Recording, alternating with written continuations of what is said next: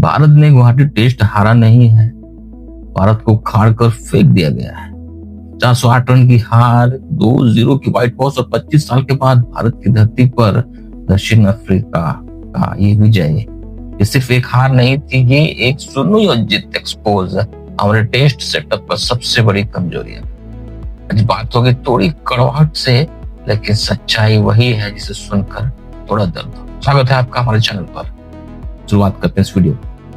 दक्षिण अफ्रीका ने पहली पारी में 489 रन ठोके और दूसरी पारी में 260 रन 5 विकेट पर डिक्लेयर कर दिया।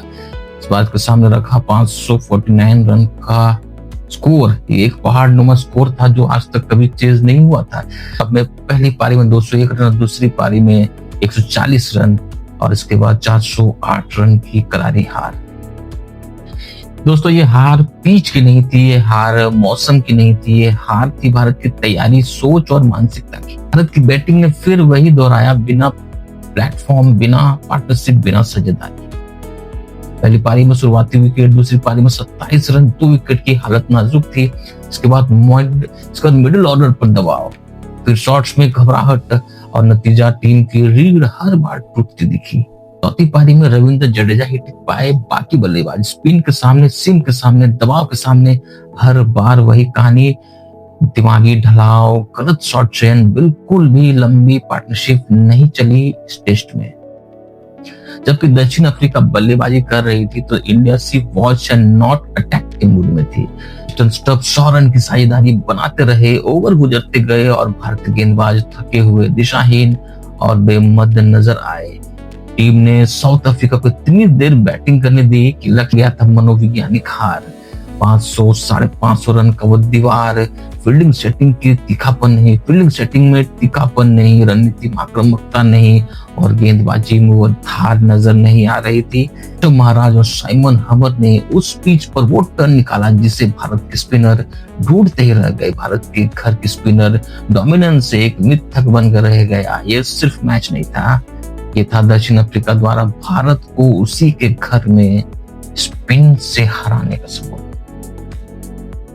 ये किसी एक ओवर, एक खिलाड़ी या एक दिन की बात नहीं है, ये है सिस्टम फेलियर है। सबसे पहले बात करते हैं क्यों ये सिस्टम फेलियर है। सबसे पहले बात तो टॉप ऑर्डर की कमजोरी, जडेजा पर ओवर रिलायंस, बॉलिंग में नियंत्रण की कमी, फील्डिंग में जान नहीं दिखी, दबाव में गलत फैसले और सबसे जरूरी किसी भी बैट्समैन का टीम को अपनी पीठ पर उठाने की क्षमता गायब हो चुकी थी। ये टीम इंडिया लगी नहीं रही। ये एक भ्रमित बिखरी हुई टीम इंडिया लग रही थी।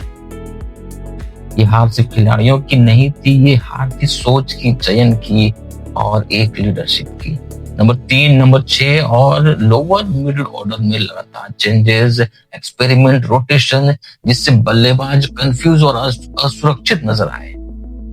भारत ने स्पेशलिस्ट पर भरोसा छोड़कर ऑलराउंडर ओवरलोडेड टीम उतारा और नतीजा क्या हुआ? ना बैटिंग मजबूत रही, ना बॉलिंग मजबूत रही। अपने अनुभवी स्पिनर्स को नहीं खिलाया, जबकि विपक्ष ने 2 ऑफ स्पिनर में ही मैच को पलट कर रख दिया। गौतम गंभीर और टीम मैनेजमेंट पर क्रिकेट फैंस सबसे ज्यादा आलोचना कर रहे हैं। उनका कहना है कि चयन में कंफ्यूजन, रणनीति में कमजोरी और फ्लेक्सिबिलिटी का इतना ओवरडोज था इस टीम में कि प्लेयर्स अपने रोल ही खो बैठे। उन्हें पता ही नहीं था कि वो किस रोल पर खेल रहे हैं, या वो बैट्समैन के तौर पर खेल रहे हैं या एक बॉलर के तौर पर खेल रहे हैं। कोई लंबी योजना नजर नहीं आई, तैयारी कम और प्रयोग ज्यादा आने लगा इस टीम पर। और नतीजा क्या मिला? भारत के टेस्ट इतिहास में सबसे बड़ी घरेलू हार। गया वो भारत जो घर में किसी को सांस लेने नहीं देता था। दक्षिण अफ्रीका ने 25 साल में पहली बार भारत के टेस्ट सीरीज जीता और भारत 408 रन से हारा हुआ, टूटा हुआ, जवाब खोजता हुआ। क्रिकेट एक्सपर्ट्स बोल रहे हैं कि ये भारत का सबसे खराब घरेलू प्रदर्शन रहा और कोचिंग स्टाफ की प्लानिंग पूरी तरह विफल रही। अगर यही सोच, यही चयन, यही रणनीति चलती रही तो बड़ी हार अपवाद नहीं, नियम बन जाएगा। टीम इंडिया को खुद से लड़ना होगा, आईने में देखना होगा और अगला कदम भावनाओं से नहीं, स्पष्टता, हिम्मत और सही फैसलों से उठाना होगा। क्योंकि भारत अभी जाग जाए तो वो टीम है जिसे दुनिया डर के साथ सामना करती है, लेकिन सबसे पहले खुद को उठाना होगा।